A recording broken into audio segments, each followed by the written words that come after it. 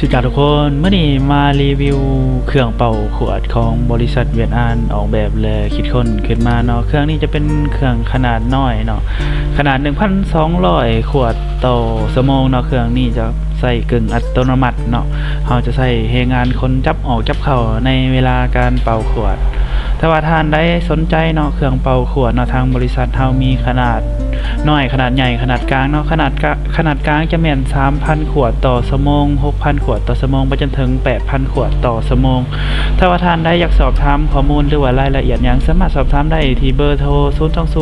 02092414141 หรือว่าท่านใดไกลไปไกลมาอยู่นครหลวงอยากแวะมาเบิ่งสินค้าตัวจริงอยากมาเบิ่งผลิตภัณฑ์ตัวจริงเนาะทางบริษัทเฮายินดีต้อนรับทุกท่านทุกคนเนาะบริษัทเฮาตั้งอยู่ห้องสุภาพ